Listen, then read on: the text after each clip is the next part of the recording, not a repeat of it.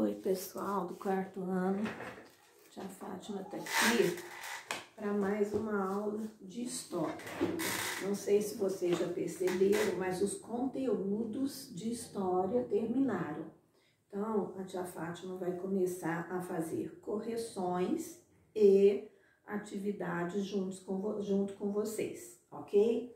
Então, gente, na página 147, tem um poema do Fernando Pessoa, né, falando mar português. Então, provavelmente vocês já devem estar lendo, já devem ter lido, né? É uma homenagem para essa história, essa história de Portugal na época das grandes navegações, que foi a época que Portugal e Espanha estavam procurando um caminho para as Índias que não fosse pelo mar Mediterrâneo, né? O mar Mediterrâneo era controlado por mercadores, principalmente da cidade de Gênova e Veneza, que dominavam aquela rota. Então, Portugal e Espanha se lançaram aos mares, né, aos oceanos, sempre com aquele medo de monstros, de abismos, de tempestades, de ventos, né? Então, no poema ali, letra A, página 147. Por que no poema Fernando Pessoa fez a pergunta: valeu a pena? Ao mesmo tempo que afirma que os portugueses dominaram os mares. Gente, ele pergunta para os navegadores: valeu a pena fazer essa viagem longa para chegar às Índias, para comprar os produtos para vender na Europa?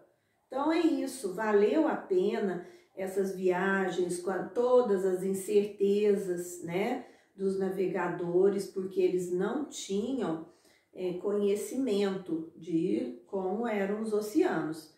Eles sabiam de pessoas contando, né? Então, valeu a pena chegar até as Índias para comprar os produtos das Índias para vender na Europa? É isso que ele perguntou, ok? Letra B. O que você entende pela frase tudo vale a pena se a alma não é pequena? Então, tudo vale a pena se as pessoas, os navegadores, esse alma pequena quer dizer que não é alma pequena, porque eles foram corajosos, né, de enfrentar o oceano sem ter noção do que iriam encontrar. Então, tudo vale a pena se a alma não é pequena. Valeu a pena chegar às Índias e eles enfrentarem com coragem uma coisa totalmente desconhecida para eles. Então, é isso que ele pergunta, ok? Na página 148, era para analisar essa imagem aqui, né?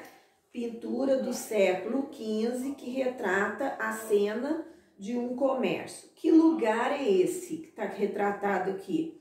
É um mercado, um comércio, né? Pode colocar que o lugar retratado é um mercado, tá? Agora, descreva a imagem. Então, era para vocês falarem: possui pessoas vendendo, comprando, produtos expostos, produtos diversos, né? Sendo comercializados ali. Então, é isso que era para falar. Pessoas comprando, pessoas vendendo, produtos diversos, né? Tem vários produtos, não é um mercado com um tipo de mercadoria, um tipo de produto, ok? O que as pessoas estão fazendo? O que dá a entender? Que tem pessoas comprando e pessoas vendendo mercadorias, produtos, ok? A resposta é essa. Identifique pelo menos 3 produtos comercializados nesse espaço. Olha ali, no meio tem tecidos de cores diferentes, tem no cantinho direito sapatos, botas, Aqui nesse coisinha pretinho aqui que tá em cima do balcão, sugere que são joias, né? E utensílios domésticos. Os utensílios pode ser jarros, pratos, tá? Tem o que? Bandejas, ok? Então, era para escolher 3. Agora, aqui era uma resposta pessoal, né? Atualmente, se você e sua família desejam adquirir produtos como os ilustrados na imagem, onde vocês podem adquiri-los, onde vocês podem comprá-los, ok? Agora, na página 150, eu vou fazer com vocês, tá? Página 150 é sobre o conteúdo. Assinale V para verdadeiro e F para falso. Eu vou fazer junto porque é uma maneira de eu explicando e acrescentando alguma coisa dentro do conteúdo. Por causa das longas viagens que os mercadores tinham de fazer, o comércio de mercadorias diminuiu? Nunca, foi só aumentando, né? Então, essa primeira é falsa. Veneza era a principal cidade europeia, com portos por onde entravam as especiarias na Europa, lá pelo mar Mediterrâneo, né? Veneza e Gênova era cheia de comerciantes que iam até as especiarias lá no Oriente, né? Mais exatamente ali nas Índias, e que traziam para vender na Europa. Então, esse é verdadeiro. As trocas, vendas e negociações de mercadorias eram realizadas em feiras que funcionavam diariamente. Tá? Então, esse é falso. Agora, pinte o quadro que complete corretamente a frase. A expansão das rotas realizadas por terra e mar entre os continentes deu-se principalmente pela necessidade de, presta atenção, por que se deu a necessidade? Expansão é o desenvolvimento, tá? Principalmente pela necessidade de conhecer diferentes povos e culturas do mundo, não era o principal objetivo dos comerciantes, então não é esse. Principalmente pela necessidade de migrar e povoar diferentes regiões do mundo, mudar e povoar outras regiões? Principalmente pela necessidade de buscar mercadorias para negociar nas feiras e nos mercados. É esse, né? Era o que valia. Principalmente pela necessidade de estudar as paisagens para elaboração de mapas, para fazer mapas? Não. Então, é o que precisa pintar? Buscar mercadorias para negociar nas feiras e nos mercados, ok? Era o principal objetivo na época, né? A Europa era o continente mais desenvolvido e tinham condições de comprar vários produtos que vinham principalmente do Oriente, ok?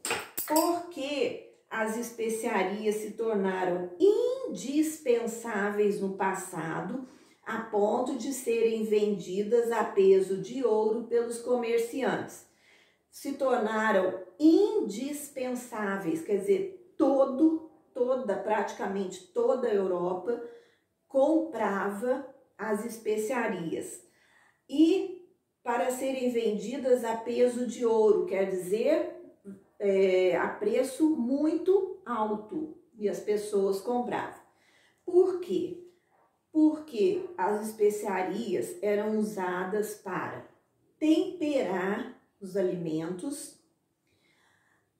Algumas das especiarias eram para fazer essências aromáticas, perfumes, né? E, presta atenção, para disfarçar o cheiro e o gosto de alimentos que começavam a estragar. Então, eles colocavam para conservar principalmente a carne e para disfarçar aquele cheirinho ruim né? E melhorar o sabor do alimento que já estava estragando, ok? Então, a resposta baseado nisso que eu falei. Agora, leia a seguir a lista de ingredientes usados no preparo de um bolo e circule as especiarias. Então, tem bolos de especiarias, os ingredientes. 1 xícara de chá de manteiga em temperatura ambiente, quer dizer, não pode ser gelada. 2 xícaras de chá de açúcar, 4 ovos, 1 xícara de chá de leite, 1 xícara de chá de chocolate em pó, 1 colher de chá de cravo da Índia moído, 1 colher de sopa de canela em pó, 1 colher de chá de noz moscada, 1 colher de sopa de fermento em pó, 3 xícaras e meia de chá de farinha de trigo e 1 colher de mel. Então, exaustivamente a gente falou das especiarias. O que era para circular? Cravo da Índia, tá lá, 1 colher de chá de cravo da Índia. Então, o cravo da Índia para circular. Canela, aqui no caso é em pó, né?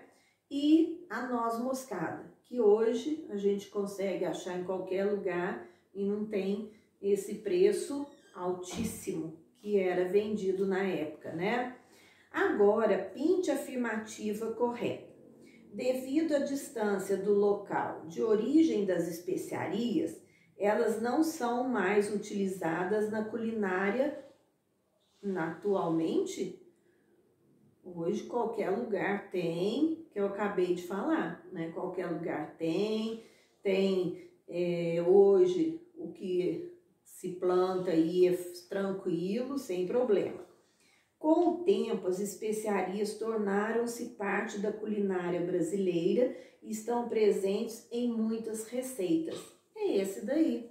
Hoje é tranquilo colocar cravo num doce, canela em pó, né? A noz moscada, que é aquela sementinha, parece uma sementinha, aquele que eu acho um pouquinho mais caro, né?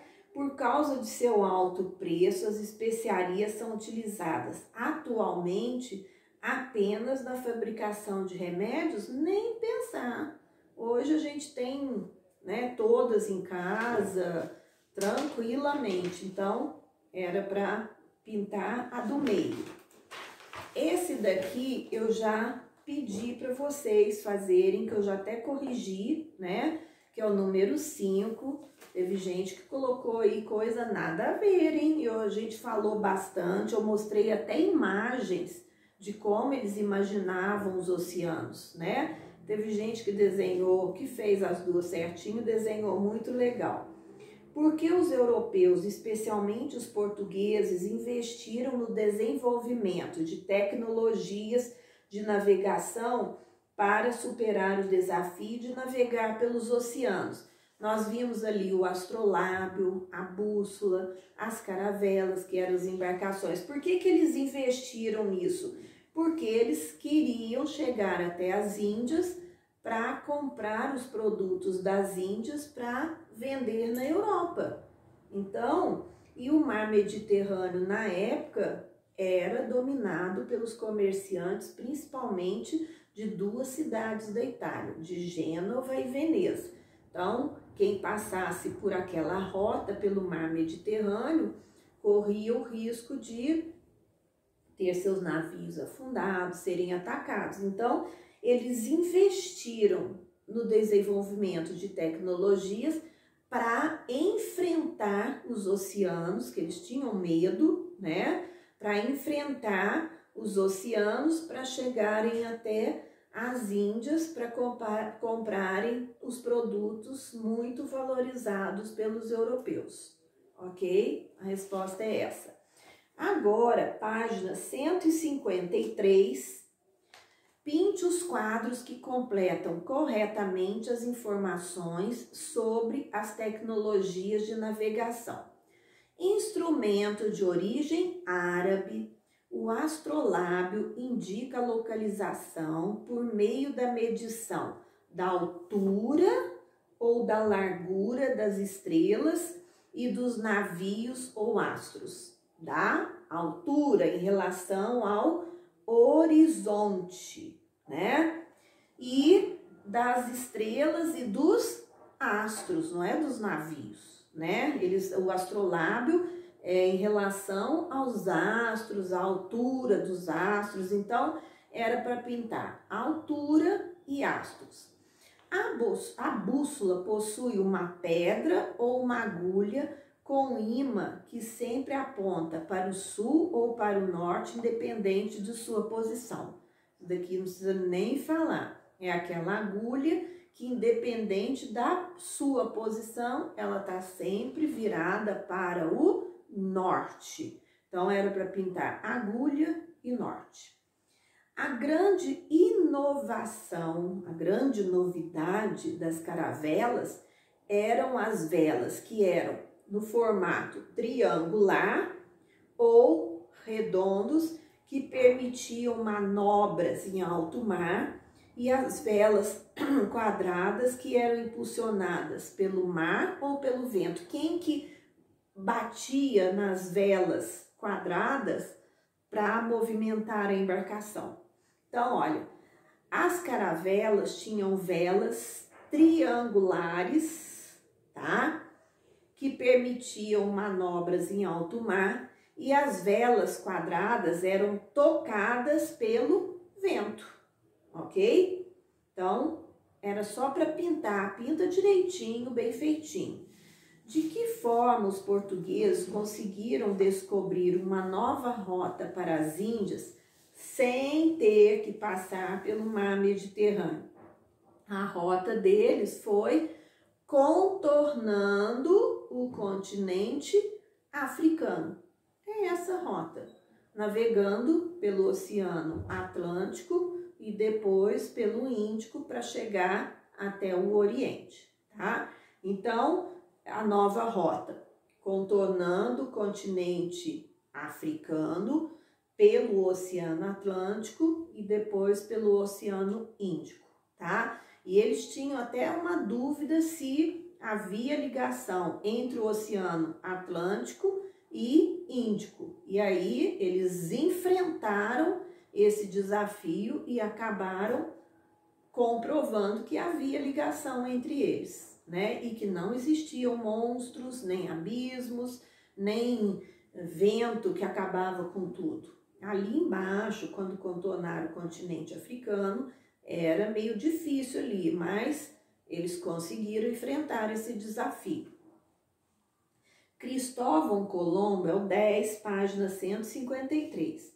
Cristóvão Colombo também se lançou ao mar em busca de uma nova rota para as Índias, mas o caminho escolhido era diferente do caminho percorrido pelos portugueses. Explique.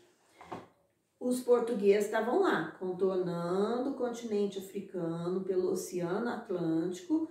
Depois que contornaram o sul do continente, foram pelo Oceano Índico.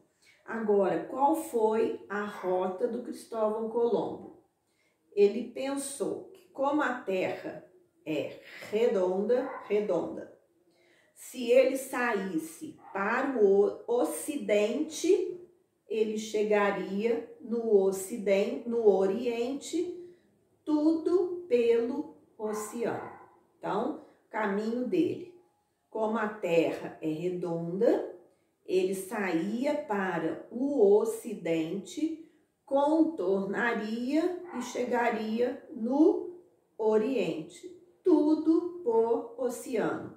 Teria dado certo se não tivesse o imenso continente que recebeu o nome de Américas, ok? Então, sair para o Ocidente, contornar a Terra e chegar no Oriente, tudo pelos oceanos. Daria certo se ele não encontrasse um imenso continente que ninguém sabia que existia, ok? 11. O que foi o Tratado de Tordesilhas? Foi um acordo feito entre Espanha e Portugal, dividindo o continente americano, o continente, né, que foi descoberto, que era tão grande, é tão grande, que começaram a chamar de Novo Mundo. Então, o Tratado de Tordesilhas foi um acordo assinado entre a Espanha e Portugal para dividir o continente americano, ok? Então, olha, aqui tem depois o que eu aprendi, tá? Aí vocês vão ler e depois esses daqui. Numere conforme a ordem histórica da sequência, né? Então, são 4 afirmativas. Vocês vão numerar de 1 a 4 de acordo com que os fatos foram acontecendo. Leiam, vejam se tem dificuldade, se tem dúvida, para me falar, ok? Esse daqui só para numerar, que eu não vou dar resposta, porque eu quero ver o que vocês entenderam. E ler esse o que eu aprendi, ok? Aí a gente termina essa unidade 6, tem algumas atividades que não foram feitas e a tia Fátima vai fazer com vocês, ok? Então, a minha aula de história hoje é essa. Espero que tenham entendido, tá? Façam isso. Como eu dei a resposta, não necessariamente precisa mandar para corrigir, mas se tiver alguma dúvida em alguma questão, pode mandar para eu olhar ou para tia Ângela, ok? Beijos!